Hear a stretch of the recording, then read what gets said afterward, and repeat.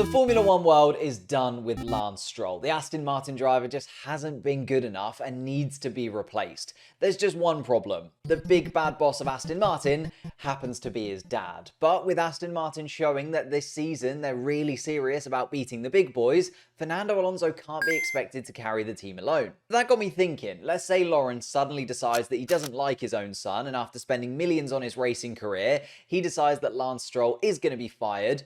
Who comes in to replace him? I came up with 5 drivers that I think should be on the green team's list, so let's discuss them from the easiest to make happen, ending with the craziest shout. So make sure you stick around for that. First, I want to preface why I think Aston need to consider a driver swap going into the 2024 season, and what Aston Martin should actually be looking for from their Stroll replacement. So far this season, after 8 races, Aston Martin find themselves 3rd in the Constructors' Championship, which, considering where they were last year, is an absolute dream. However, Formula One moves fast, and realistically, I think Aston Martin should be 2nd in the standings, and would be if Lance was racing on a similar level to any of the other second drivers towards the top. Lance only has 37 points. That's 24% of Aston Martin's total points scored. In comparison, Sergio Perez has 40% of Red Bull's points, George Russell has 39% of Mercedes points, and Charles Leclerc has 44% of Ferraris. Now, I'm not saying that Lance should be winning races. In fact, whilst Alonso is still around, he doesn't even need to beat his teammate. But there are 2 things that Aston Martin need from their second driver. I think first of all, they need a driver that can deliver just enough in the car for now to complement Fernando Alonso and keep them competitive in the Constructors' Championship. And 2, they need a driver that can be seen as a platform to build upon for the future seasons. When Alonso does eventually move on, they need a driver that is already integrated into the team and ready to take up that number 1 spot, similar to what Russell is at Mercedes right now. So that's the criteria. Let's pretend you're the team boss at Aston Martin. Here are your options. First and most obvious, Felipe Dragovich. The Brazilian is already part of the Aston Martin setup behind the scenes and is their only junior driver. The Aston Martin F1 driver development program was set up by the team in 2022 with the aim of developing future racing drivers, but so far, he's the only one on the books. Although, if you're only going to have 1 junior driver, he's a pretty good one to have. Felipe is the current Formula 2 champion after taking the win pretty easily in 2022. That meant he was ineligible to take part in F2 this season, so now he's Aston Martin's reserve driver and test driver. Which means we have actually seen him take Lance's place already this season during pre-season testing after Lance Stroll broke his wrists. And he didn't set the timesheets on fire, but his job was just to get the required testing done. So he was probably just making sure that he didn't smash up the car just before the season was set to get underway, and he will be seen in multiple tests later on this season too, which I feel like is a better benchmark for his pace. However, the reason that he's bottom of this list is, although he's good, he would be more of a gamble than the other drivers coming up. As much as Lance Stroll has been not great, he is a capable Formula One driver. Dragovich took 3 seasons in Formula 2 to finally click and win the championship, and the whole point is to get in someone that is going to be better than Stroll in the future, but also better than Stroll now, because Stroll is only 24, so youth isn't the most important factor. Which leads me to Yuki Sonoda. He ticks the youth box, being 23, so he's a whole year younger than Lance Stroll, but the real reason that I could see this happening is because Aston Martin have now announced that Honda will be their engine partner from 2026 onwards, and as the Japanese manufacturer makes its official return to the sport, a Japanese driver in the team would be a great marketing tool. The Honda engine sort of left the sport at the end of the 2021 season. They have continued to provide engines to the Red Bull powertrain, which supplies obviously Red Bull and AlphaTauri, in a deal that runs until the end of the 2025 season, where Red Bull powertrains will pivot and start a partnership with Ford, so Honda are now going to be solely for Aston Martin.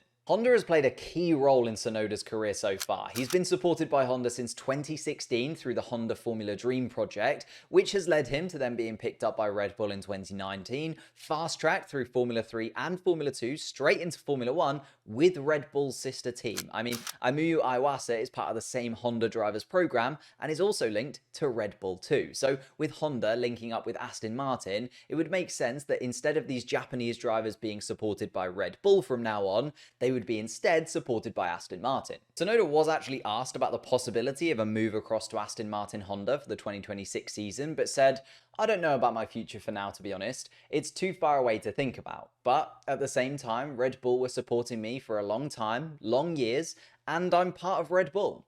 And he's right, 3 years is a long time, but as much as he might be supported by Red Bull, and he has been for a very long time, whilst Max is still breaking records, I don't think there's a spot for him in the main team. So with Yuki showing a lot of promise this year and being in much better form than Lance Stroll, plus the links to Honda, plus the fact that Aston Martin look like they could offer a lot more than AlphaTauri in the future, it seems like a lot of the pieces of the puzzle are falling into place that would allow Yuki a very smooth transition into a green racing suit. Which does lead me to Alex Albon, another Red Bull Junior, but they are all over the place, so you can't really get past them. Alex has had an incredible couple of years with the Williams team since his return to Formula 1, and even before, his exit from the Red Bull team was a little controversial. He wasn't incredibly bad and often got very unlucky. Like, he's got a spreadsheet that can tell you all about it. The main reason I see him being a nice fit for Aston is I think he would be an incredibly consistent number 2 for Fernando Alonso right now. Yuki has really clicked with this year's car, but I think Albon's performances have been very impressive too, and maybe even better. It's certainly close between the two of them, and he finds himself in a Williams team that he is having to drag performances out of, and dragging up the constructors' standings too. Williams needed a driver that they could build a project around. The problem with Russell was that he was always going to go to Mercedes at some point. So with the 2022 regulation changes coming in, Albon was the perfect driver for that team. He has experience with a big team, even if it was only a little while with Red Bull. He has experience of working on race-winning cars as a reserve driver, which I think is actually overlooked. Being a reserve for a year, I think allows a driver some incredible insight of the whole organization that you maybe don't get as a full-time driver.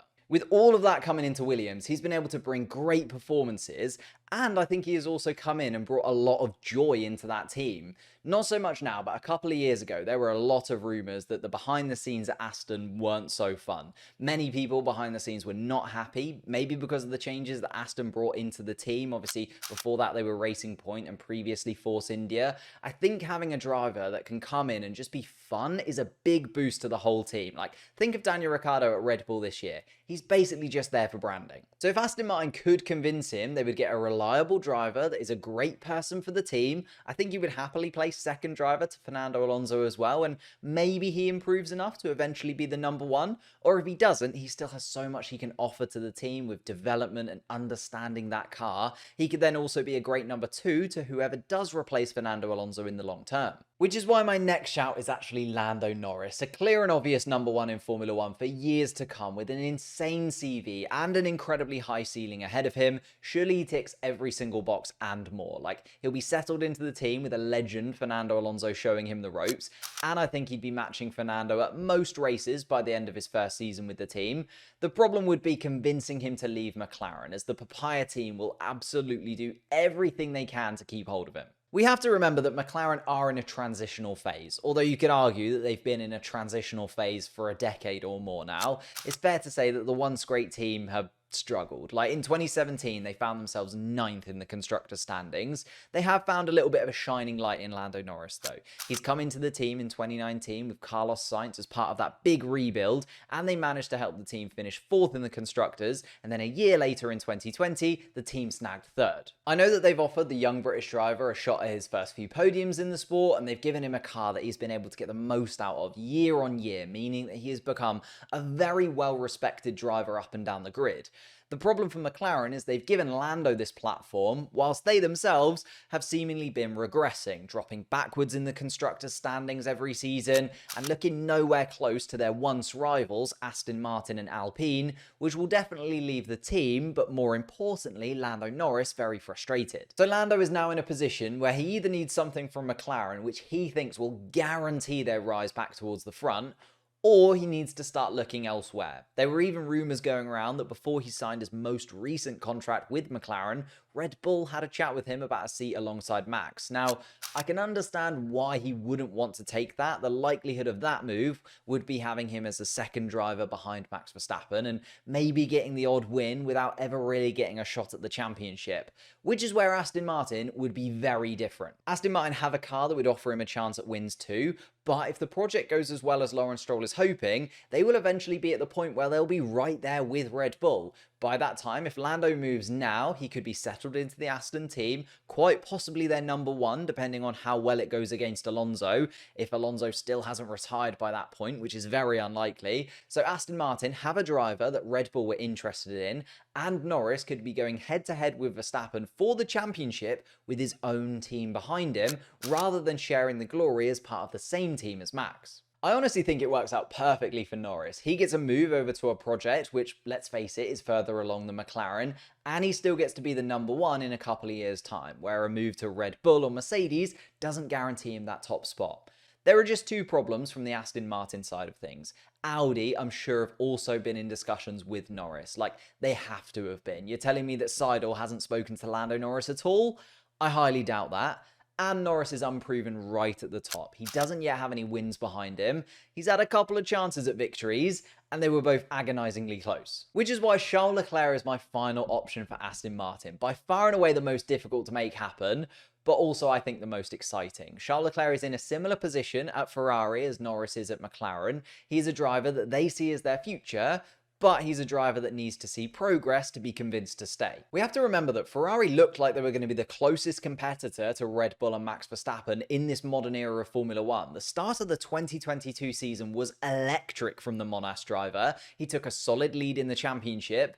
Alright, it slowly slipped away from him thanks to reliability and strategy and mistakes. As much as that would have been frustrating for him, in contrast, this season has been abysmal, breaking down during the first race in Bahrain, taking power unit penalties as early as Saudi Arabia, as well as the continued Ferrari strategy problems. It just seems like every weekend we hear Leclerc furious at the team over the radio, which then means Ferrari find themselves fourth in the constructors, miles adrift of Red Bull, and annoyingly behind both Mercedes, who have had a radical redesign, and most importantly, Aston Martin. Like, at this point last year, Leclerc was still in the mindset of a title battle that could have been on, and 12 months later, he's as far away from a title run as he ever has been. And I know he managed to get a podium in Baku, but seeing Fernando spraying champagne week in, week out, can't be a fun watch. Charles Leclerc remains contracted with Ferrari until the end of the 2024 season, which is the end of that huge 5-year contract he signed with the Scuderia, but there hasn't been any talks as of yet of extending that contract. Now, I know it's a little bit early in the season still, and Ferrari will definitely be looking to extend that contract, but if Ferrari hesitate, we could see something similar to the scenario that played out with Fernando. Alpine hesitated, and Aston swooped in to steal him away from the French team. Maybe they're persuasive enough to do the same with Charles Leclerc.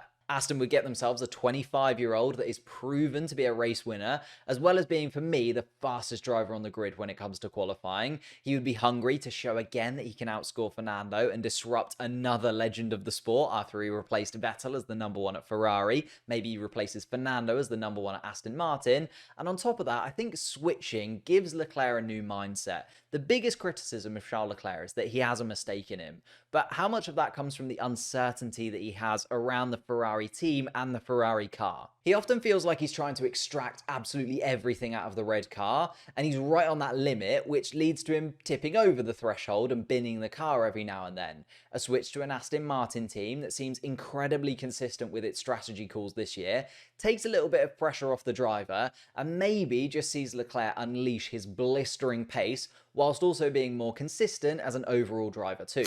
It all comes down to if Leclerc truly wants to leave Ferrari, or if he can be convinced that he is the driver that can finally take the Italian team towards the top of the standings again.